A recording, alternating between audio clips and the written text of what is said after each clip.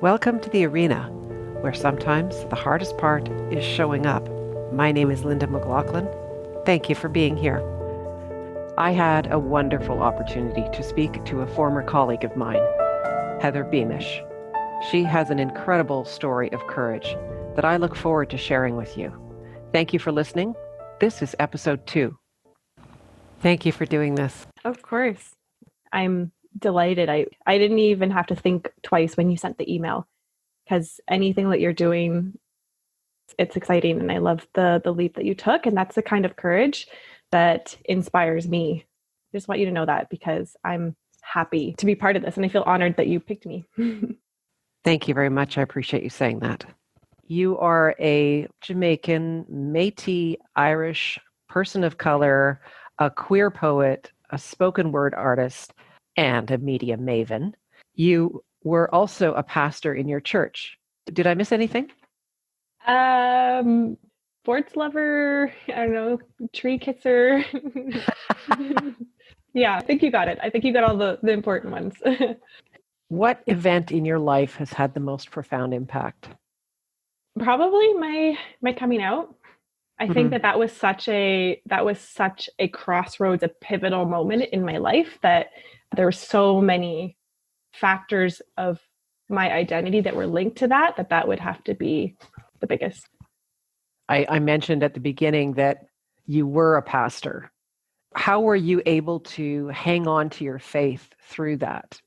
Yeah, it was hard. It was hard because when I came out, a lot of people in my life, the pastors in my life, the church was telling me, you're going to hell, you're an abomination, God's never going to love you. And so like to unpack and to separate their words with the reality of how God feels about me, it took time, but I did some reading.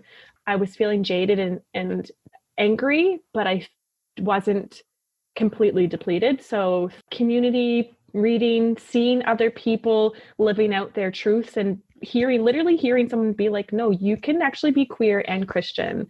And like, no, God doesn't think you're a mistake. Like, you don't have to live under that shame anymore. And literally hearing other people say that in book form and in person.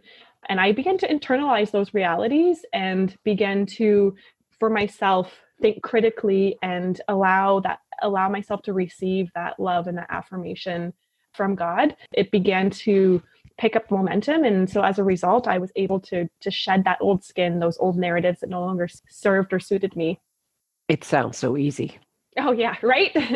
Nah, lots of tears and lots of poems in between.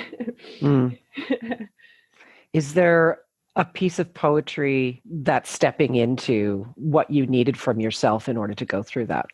Yeah, I feel like that whole process, that whole season of my life was very much about me inviting myself to show up to my own life. And so this piece embodies a little bit of that. But let's be honest, showing up to your own story isn't easy. The easy way is the way of hardening, the way of flexing, picture perfect family complexing. The easy way is the way of projecting, self-protecting, staying so busy that you don't have time to face your own life, neglecting. The easy way is the way of ignoring, the way of conforming, letting the soft parts of your heart die and not mourning. The easy way is the way of decorating, the way of adorning, putting lipstick and bow ties on your vices, performing. But the easy way is broken. So ease away. I said the easy way is empty. So ease away. Wow. I just felt like I was just kind of wrestling with all that. And it's so much easier. Just pretend, to fake, to stop showing up. But it's not, in the end, it's broken, right? You have this beautiful Instagram presence. You weave your poetry and these amazing photographs. So many of the narratives that you've just talked about weave through those photos. But what is absent from that Instagram life? What do we not see in your Instagram life? Yeah, that's so real. I think it's so easy to have this social media projection of like I got it all together and this is so easy. But I guess what people don't see is the amount of deliberating on the other side before I make a post, or the times that I've posted something and literally turned my phone over and like shoved it underneath my pillow or something so that so I'm not tempted to check how many likes that I have, or the self-doubt that is going through your mind when people are commenting on things, or yeah, like just like, am I good enough? Like, who am I to say these things? Like, who am I? I'm not even that talented. Like, my writing it's so elementary. It's poetry. What is poetry? Like, who cares? And so it's like, I feel like those thoughts can totally come and cloud your mind. But I'm getting better at putting those aside. And even when I do have those feelings, despite those feelings, sometimes I'll just do it anyways. That's what people don't see, the other side of. And what's worse, your internal monologue or the haters? Oh, it depends on the day. It depends on what I'm talking about too. I think that because I have such a unique, like a little niche audience, queer Christian, and so there tends to be a lot of Christians. There's a big spectrum of what Christians believe when it comes to like queerness and sexuality. And so I've definitely made posts in the past, and I've had people come out of the woodwork telling me where I should go and that it's hell and God doesn't love me and that I need to take my rainbows elsewhere, and just like those kind of things. So sometimes they're more of the haters, and that's when I am more intentional about surrounding myself with people who can speak truth. I'll write out affirmations to myself when I don't feel it. What I would say if I were my own friend, if I were my own mother or older sister, what would I tell myself?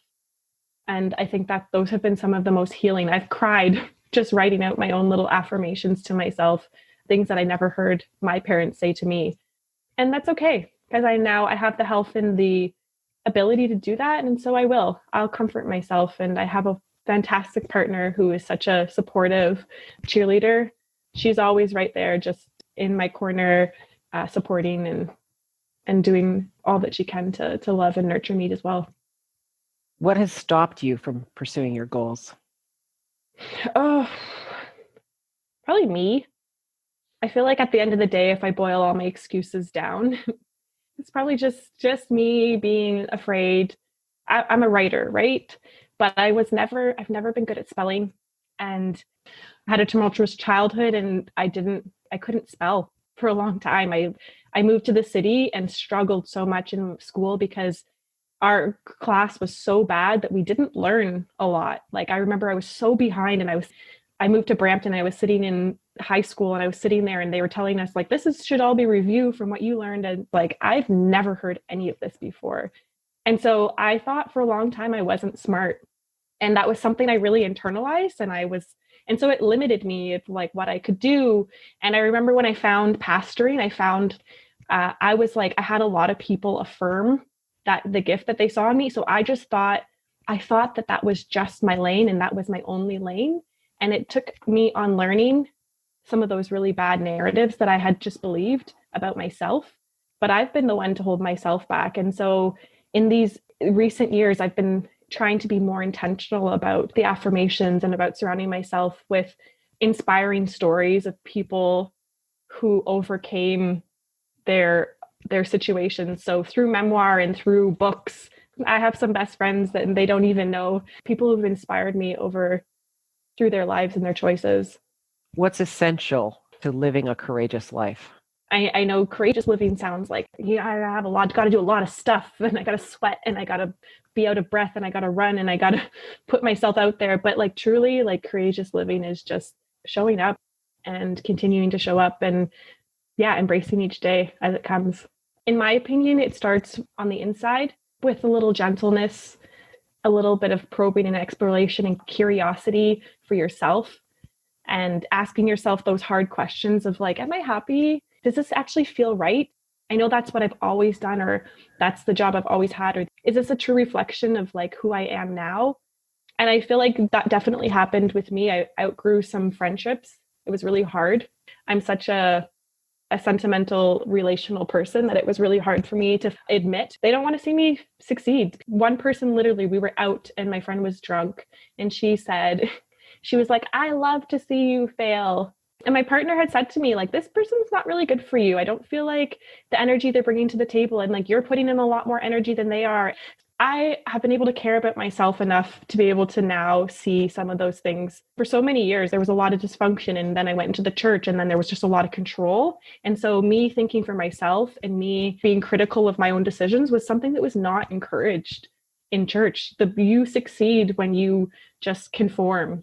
I don't remember what you asked me, but I hope that answered. What's essential to living a courageous life?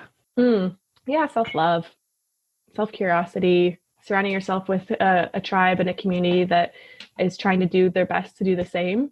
It's not necessarily people who are like toppling governments and changing the world in that way, but just people who are just doing little everyday things to just be more authentic. And I'm like that. I like that. What impact do you want to have on the world? So my goal is to I want to take stages, and I want to be able to communicate my art to the masses, and I want to be able to share hope and inspiration and increase representation of I am a Black queer woman and I'm a Christian, and I want to do all those things. But the legacy that I'm more interested in is more of a local one. It's with my friends and my family, my partner.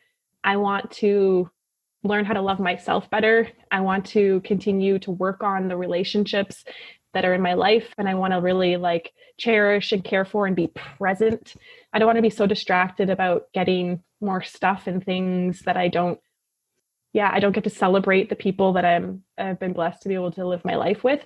So the legacy I'm really interested in is more relational, communal, community focused. Thank you so much for this. I really appreciate this conversation, and I have learned a great deal from you, and I am really inspired by you. Thank you. Thank you, Linda. That means a lot. Thank you for listening. I hope you'll subscribe wherever you listen to your podcasts, and tune in to hear my next guest's story about transitioning from her 20-plus year career as a film programmer to embracing the new world in the time of COVID and the next phase of her life. She's a mentor, a dear friend, and a great storyteller. Until next time, I'm your host, Linda McLaughlin in The Arena.